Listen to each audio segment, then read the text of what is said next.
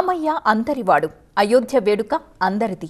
యావత్ దేశం ఆధ్యాత్మికత వెల్లివిరుస్తోంది. విదేశాల్లో రామనామ స్మరణ మారుమోగిపోతోంది. ప్రాణ ప్రతిష్ఠ నిర్వహించే ముహూర్తం దగ్గర పడుతోంది.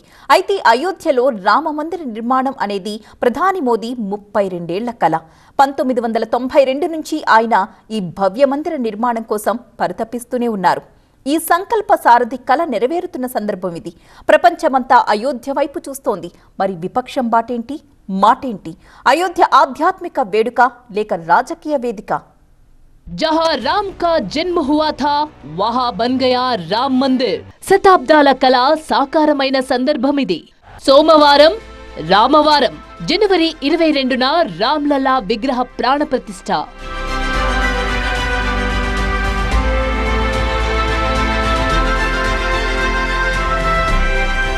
దేశ విదేశాల్లో సియారాం నినాదాలు. 22న ప్రపంచ వ్యాప్తంగా ప్రత్యేక కార్యక్రమాలు.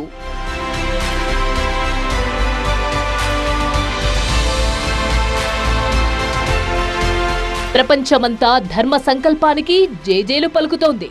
అఖండ భారతం రామనామస్మరణతో తరిస్తోంది. ప్రధాని మోదీ సంకల్పం వల్లే విశ్వ ఆధ్యాత్మిక రాజధాని అయోధ్యలో ధర్మ ప్రతిష్టాపన జరుగుతుందని ఆ సేతు హిమాచలం హర్షిస్తోంది. భక్తి తరంగాలుగా అశేష జనవాహిని అయోధ్య వైపు కదులుతోంది. మోదీ సంకల్పం దేశాన్ని రామమయం చేసింది. అయోధ్య వేడుక కోసం ప్రధాని మోదీ దీక్ష చేపట్టారు. 22న రామ్లల్లా ప్రాణ ప్రతిష్టాపనలో పాల్గొనబోతున్నారు. ప్రధాని మోదీ సహా ప్రముఖుల పర్యటన క్రమంలో అయోధ్యలో భద్రతను కట్టుదిట్టం చేశారు. ఇదంతా ఒకవైపు.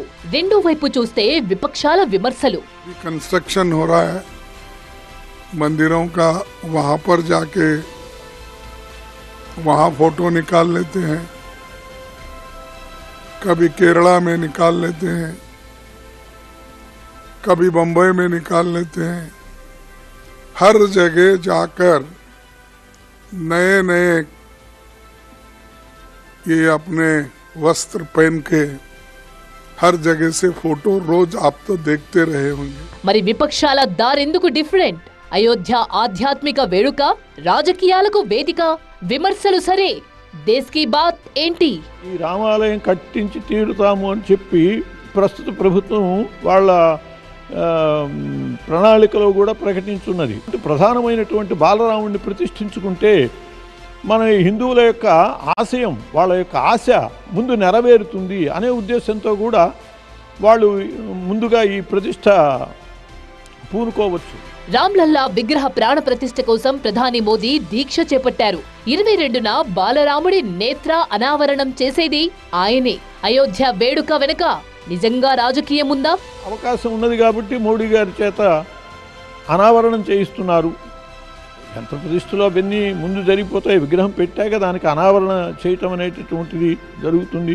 ప్రభుత్వం యొక్క సహకారంతోనే సోమనాథ్ దేవాలయం పునరుద్ధరించారు. గజని నాశనం చేసినటువంటి దేవాలయాన్ని అప్పుడు రాష్ట్రపతి ఆవిష్కరించారు.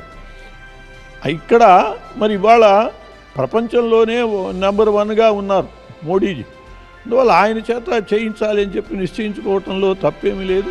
అయోధ్యలో దివ్య భవ్య రామాలయం శతాబ్దాల కళ ఇలా కళ్ళెదుట సాక్షాత్కారమైంది. భూమి పూజ మొదలు ప్రాణ ప్రతిష్ఠ వరకు అయోధ్య వైపు మోదీ సంకల్పాన్ని జగమంతా కళ్ళారా చూసింది.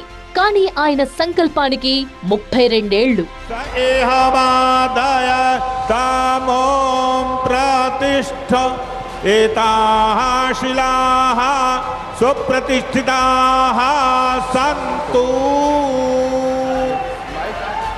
రాజకీయాల్లోకి రాకముందే ఆర్ఎస్ఎస్ ప్రచారక్గా అయోధ్య రామ మందిరం కోసం ఎలుగెత్తారు మోదీ.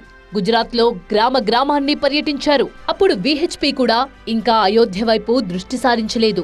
ఇల్లు ఇల్లు రామ మందిరం నిర్మాణం కోసం విస్తృతంగా ప్రచారం చేశారు మోదీ.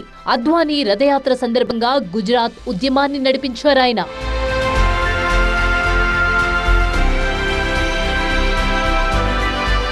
ఏళ్లు గడిచాయి, కాలం మారింది, క్యాలెండర్లు మారాయి, ఎన్నో పరిణామాలు జరిగాయి.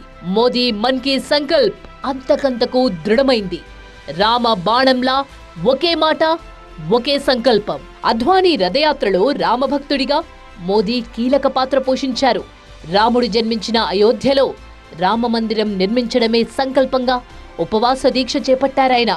అద్వానీ అడుగులో అడుగు వేస్తూ అప్పట్లో గుజరాత్లో వందల గ్రామాల్లో పర్యటించారు. లక్షల మందిని రథయాత్రతో జోడించారు. కరసేవకులపై యూపీలో కాల్పుల ఘటనతో ఆయన చలించారు. ఆ ఘటన ఆయన సంకల్పాన్ని మరింత దృఢం చేసింది. ధర్మ సంకల్పం సాకారమైందిలా.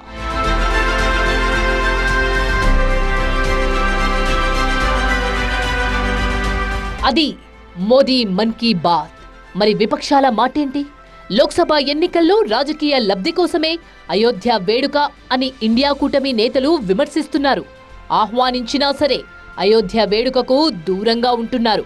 మరోవైపు ఆపరేషన్ సాఫ్రాన్లో భాగమా, లేదంటే ఆధ్యాత్మిక ఉత్సాహమా? కారణాలేవైనా ఉత్తర దక్షిణ అనే విభజన రేఖను చెరిపేస్తూ దక్షిణాది రాష్ట్రాల్లో పండుగల వేడుకల్లో పాల్గొన్నారు ప్రధాని మోదీ.